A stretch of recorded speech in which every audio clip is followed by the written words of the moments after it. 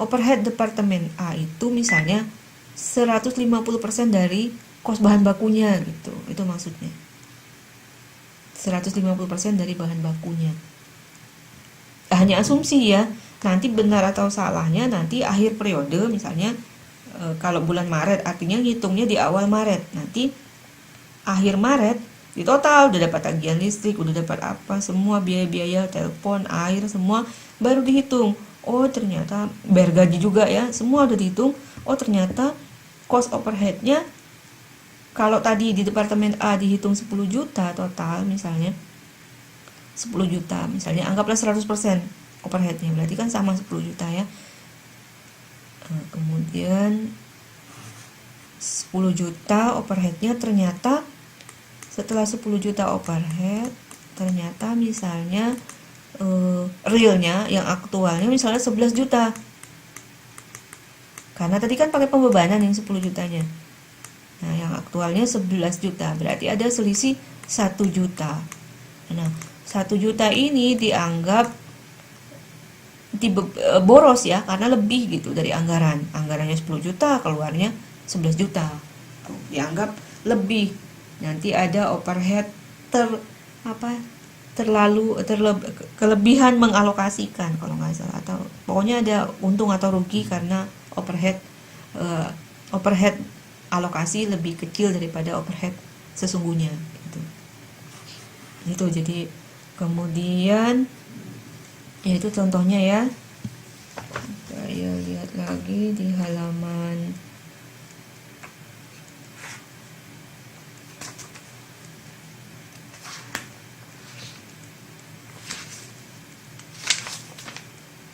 Nah, itu contoh untuk overhead. Nanti kita hitung overheadnya gimana cara hitung.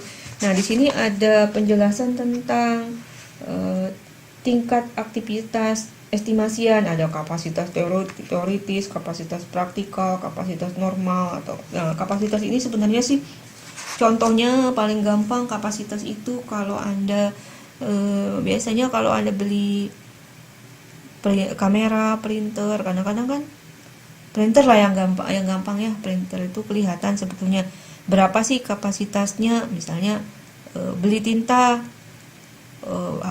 nanti. Nah, beli tinta itu ternyata cuma bisa ngeprint sampai 1000 lembar misalkan, di situ ditulis kapasitasnya. Ada biasanya kalau kita beli alat elektronik itu ada ditulis kapasitasnya berapa gitu.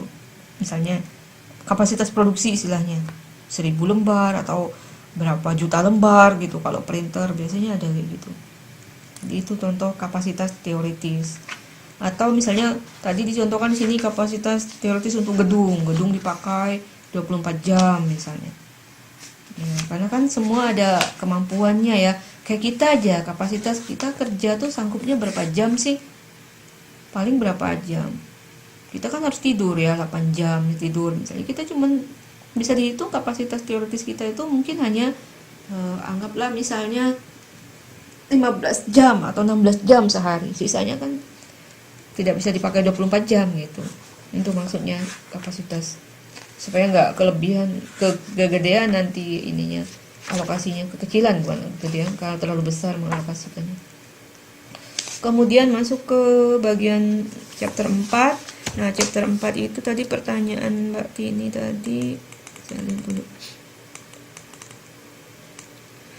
Halaman 419, bertahap maksudnya ya, jadi di modul 4 ini departementalisasi. Sebenarnya udah sekalian ya saya jelaskan tadi. Departementalisasi itu sudah dibagi departemen A, departemen B. Nanti departemen A ini ada biayanya juga. Departemen A biaya listrik, biaya pokoknya macam-macam departemen tuh biayanya hampir sama sebetulnya ya. Biaya tenaga kerja di departemen B. Jadi tenaga kerja pun terpisah biaya-biayanya, nggak bisa digabung gitu per departemen. Tapi ada juga sih pabrik yang nggak pakai departemen ya, dia langsung satu departemen saja misalnya, ada juga begitu. Ada yang banyak. Nah, kemudian 419 tadi ya. Nah, di situ kan tadi sebenarnya ada 3 metode untuk mengalokasikan. Ini maksudnya mengalokasikan ini dari departemen supporting ke departemen produksi A dan B ya. Nah, contohnya supportingnya teknisi. Teknisi kan maksudnya kalau ada mesin rusak, dia akan memperbaiki mesin di departemen A dan departemen B. Nah, misalnya dia memperbaiki di departemen A kira-kira berapa persen, departemen B berapa persen. Bisa jadi misalnya teknisi ini sama-sama, misalnya di sini 50%, ya. Di B juga 50%. Bisa jadi karena misalnya mesinnya sama-sama banyak misalnya. Tapi kalau misalnya A cuma dikit mesinnya, mungkin A 30%, yang B yang 70%, bisa begitu. Tergantung kondisi di lapangannya. Jadi harus bisa menjust lah, bisa menghitung gitu, melihat kondisi di lapangan.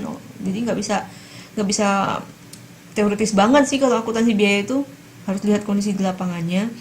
Terus nah nanti karena udah tahu tadi 50% 50%, yang dimaksud dengan alokasi langsung adalah dari teknisi ini ke, saya kasih warna lain, warna ungu aja deh.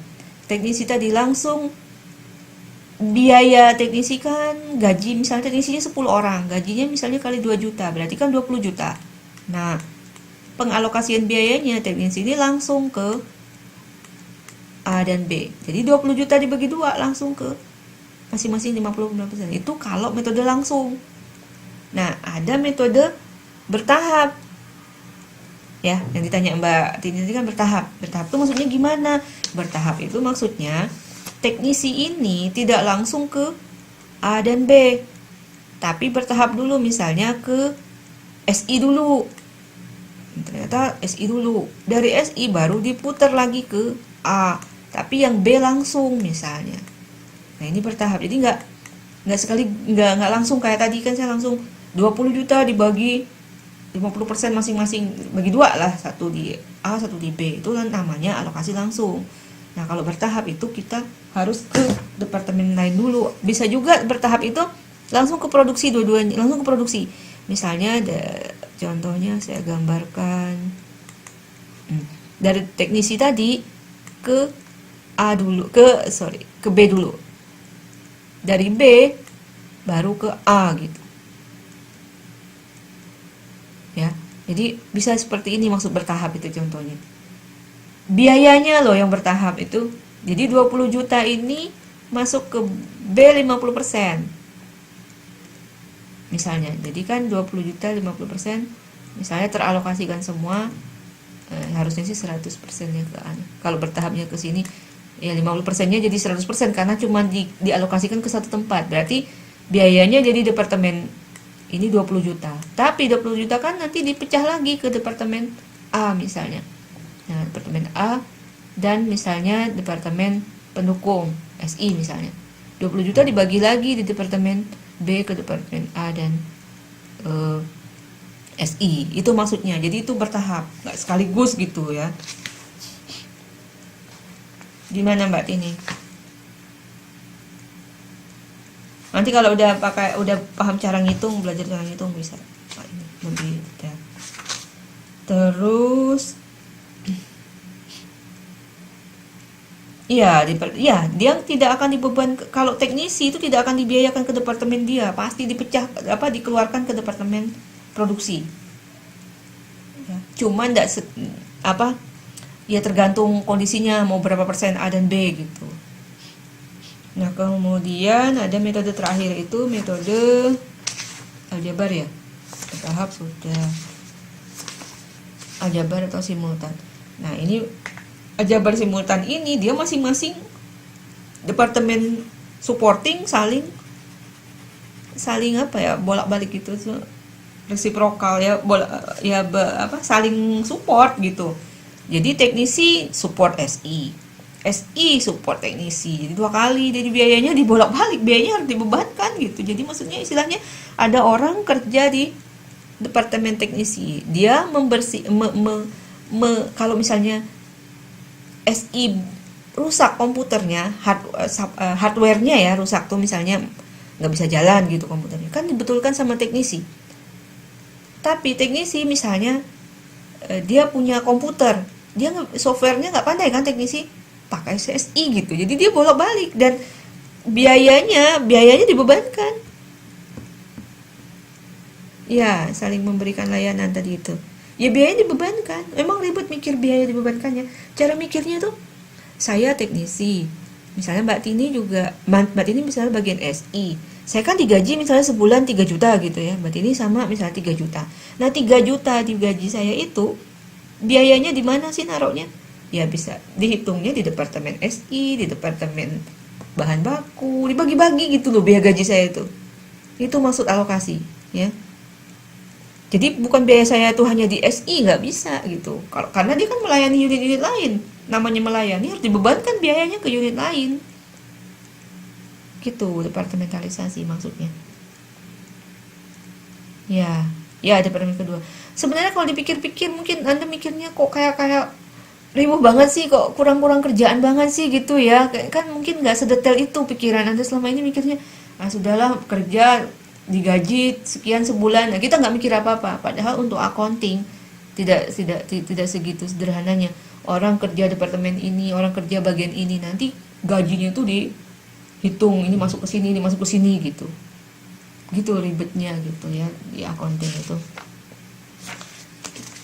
Makanya kadang aduh ngitungin uang orang katanya accounting. Ya memang ngitungin uang orang karena mengalokasikan sebenarnya sih yang berat itu. Kalau ngitung mungkin nggak susah, tapi mengalokasikan, oh si A itu ternyata masuk ke departemen ini, biaya gajinya ini harus masuk ke sini gitu ngitungnya supaya nggak salah nanti hitung produksinya.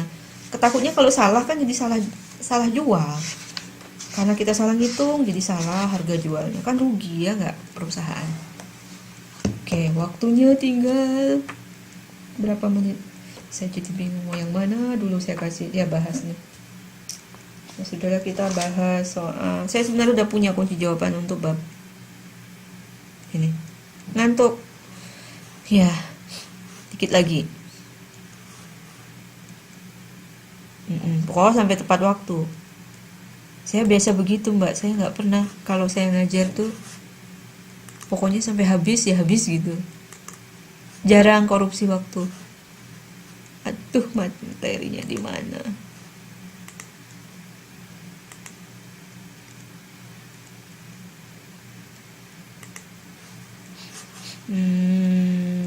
Saya lagi cari lembar jawaban.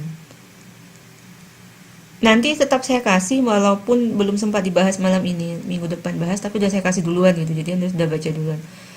Materi 3 dan 4.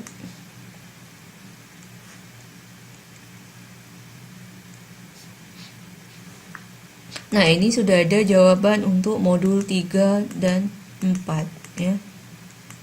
Karena paling banyak ya di sini materinya sebenarnya. Nanti kalau misalnya enggak, ini pun minggu depan, hari Minggu kan kita itu ya, apa namanya, pertemuan, nanti dibahas di kelas.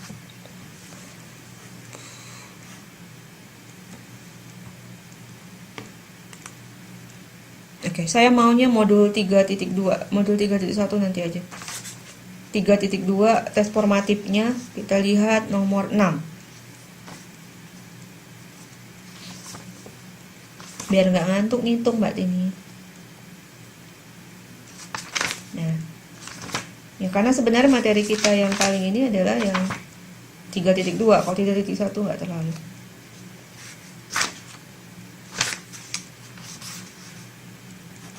Coba Anda lihat nomor 6.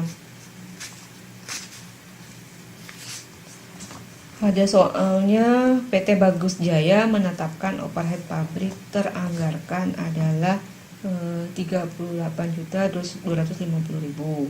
Nah, untuk periode tahun 2000 XX berbasis 10 juta 2000 XX berbasis 10.000 jam kerja, Ini udah langsung ditentukan ya, berbasis 10.000 jam kerja. Kalau tadi saya menjelaskan kan saya nggak nentukan, tapi gimana sih cara real kalau Anda nanti bekerja untuk menentukan basis itu apa gitu. Kalau di sini kan langsung dikasih tahu basisnya 10.000 jam kerja, langsung estimasian. Pada akhir periode akun overhead pabrik Kendali bersaldo 40.500.000 rupiah dan jam kerja langsung aktual sebesar 10.500 jam kerja. Itu soalnya harus dicatat sih sebenarnya untuk soalnya supaya nggak ini kalau baca gini kadang bingung. Yang pertama, overhead pabrik teranggarkan 38.250. Pertanyaannya, tarif overhead pabrik dibebankan adalah basisnya tadi jam kerja langsung. Nah, jadi harus pakai teranggarkannya dulu yang lama ya, maksudnya yang basisnya kan 10.000 jam. Yang dianggarkan 38.250. Kalau baru ditanya berapa sih overhead pabrik dibebankan, maka pakai anggaran saja. Kan di bawah tuh ada soal pada akhir periode. Itu maksudnya yang sudah, kalau pada akhir periode, soal pada akhir periode itu maksudnya yang sudah real gitu. Nah, kalau untuk menghitung overhead, anggaran saja yang atas saja ya. Anggaran baik itu biaya maupun basis. Nah, jadi menjawabnya adalah tarif overhead sama dengan cost overhead teranggarkan 38.250 dibagi jam kerja 10.000. Jadi jawabannya 3825 untuk nomor 6. Oh, belum tahu halamannya ya? Sorry. Iya, 336.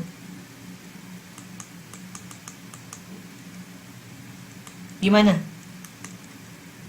Paham nggak yang saya maksud?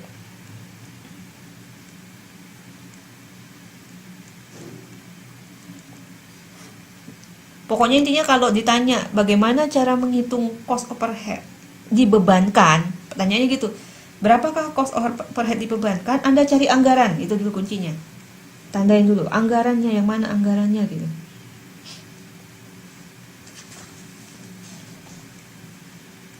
Overhead pabrik teranggarkan ya, 38.250 dibagi 10.000. Oke, terus kita lanjut ke, ini kan lanjutan ya soalnya sampai nomor 9 itu. Ditanya nomor 7, saldo overhead pabrik dibebankan untuk periode tahun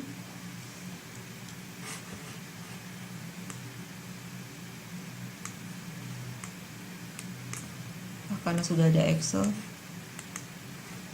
Saya lupa sharing Excel ya.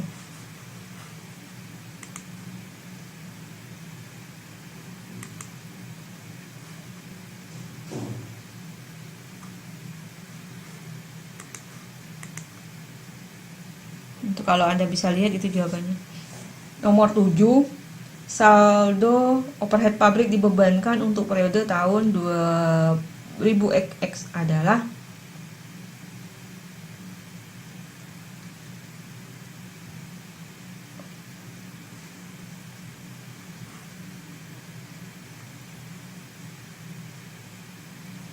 tadi kan awal periode. Nah, sekarang ditanya berapa sih overhead pabrik dibebankan untuk periode tahun 2000XX-nya.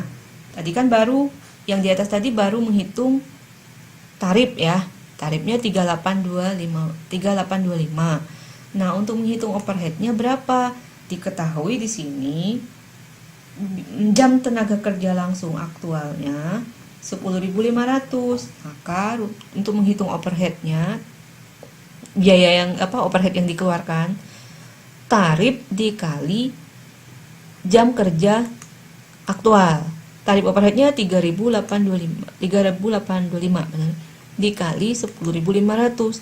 Jadi totalnya overhead dibebankannya 41.62.500. Jadi yang nomor 6 tadi kan tarifnya ya, tarif overheadnya. Yang nomor 2 ini costnya gitu. Tapi masih pakai dibebankan ya ini. Karena tarif yang dipakai tarif dibebankan, belum yang real. Nah, kemudian nomor 8-nya itu untuk menghitung yang aktual. Dari mana cara menghitung aktual? Nah, aktual tuh ada di soal 40.500. Itu yang aktual. Jadi akun overhead pabrik kendali. Nah, kalau aktual tuh yang kendali.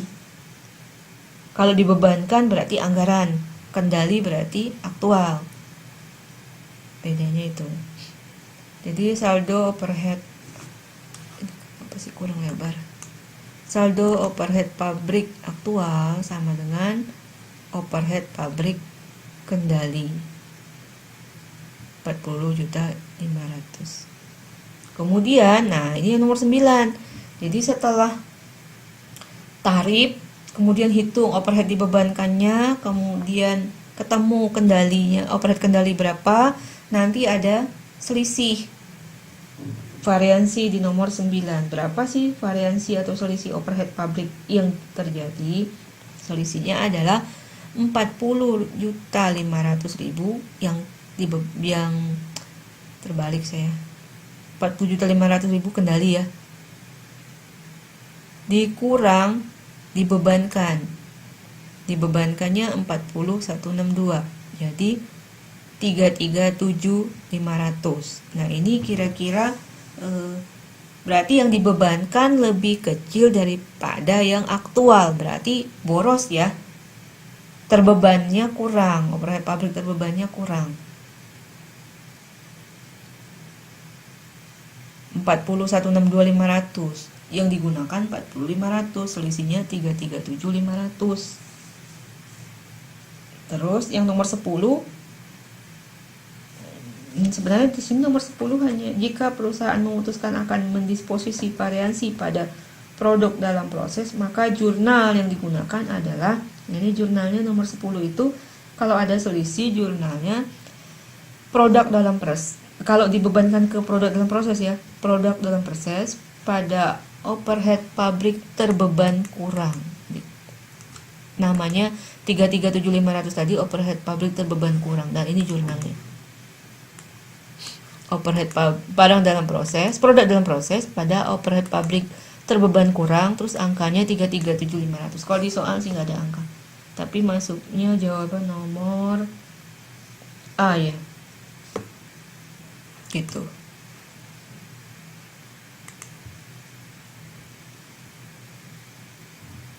Gimana, ada pertanyaan? Makin ngantuk? Nah, waktunya sudah hampir habis ya. Nanti Anda pelajari lagi. Ini nanti Excelnya saya kasih ke Mbak Tini ya. Nanti modul 32 sudah selesai, jadi kita masih ada modul 31 dikit, ini yang hitungannya. Terus modul 41 sama modul 42 nih, yang susah nih modul 42. Banyak. Saya khawatirnya ini kayaknya saya caranya pakai cara cepat sih ini. Kalau cara buku agak beda ya modul 42 itu. Nanti mungkin Anda bisa baca dulu pusingnya di mana gitu ya. Modul 42 itu saya pakai cara cepat. Kalau cara di buku panjang.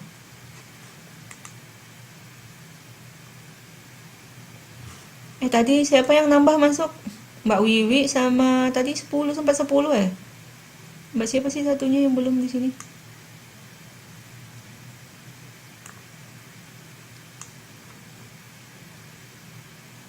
Lupa saya, belum hafal namanya.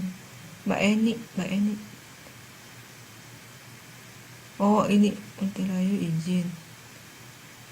Tapi tadi sempat 10 tuh sama saya kan?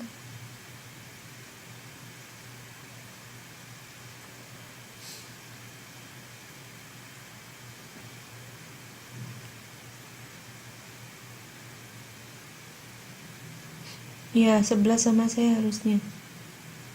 Tadi 10 sama saya. Ini sekarang 9. Nah, satunya siapa gitu. Tadi saya nggak sempat tengok gitu siapa sih. Kalau Mbak Eni izin, siapa lagi yang belum? Daftar nama. Kasihan aja nanti kalau nggak dia absen. Kalau udah pernah masuk.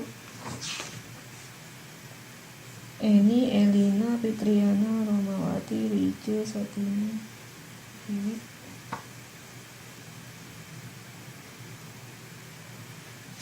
Mbak Ricu tadi masuk.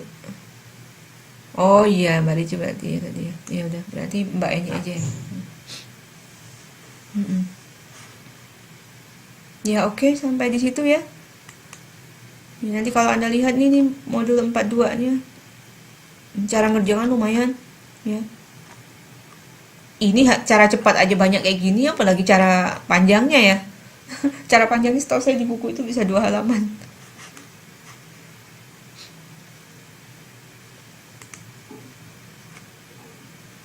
Oke, itu saja dari saya ya.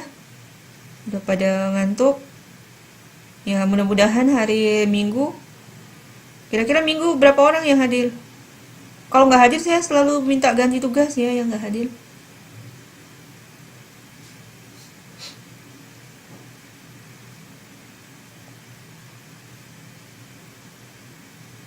Ya.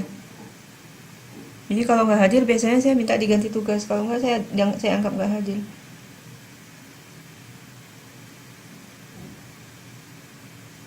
Gitu, ya. Di Indo kan 3 orang ya. Berarti yang di Indo nanti diganti tugas. Karena agak berat nih materinya ya. Ini kan nanti saya hari Minggu kita ngulangin lagi yang ini yang belum dijelaskan tadi. Modul tuh sama latihan sama presentasi satu kelompok terus 2 jam cukup lah. Oke, itu saja. Selamat istirahat. Ya, jangan bosan baca bukunya. Saya kayaknya nggak ngasih latihan hari ini. Nanti karena Senin saya ngasih tugas. Ya. Oke, itu saja dari saya. Terima kasih. Assalamualaikum warahmatullahi wabarakatuh.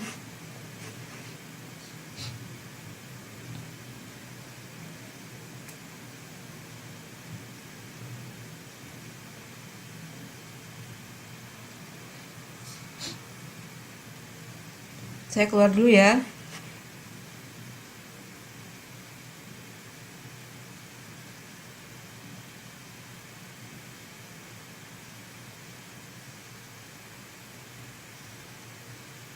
Ya, sama-sama.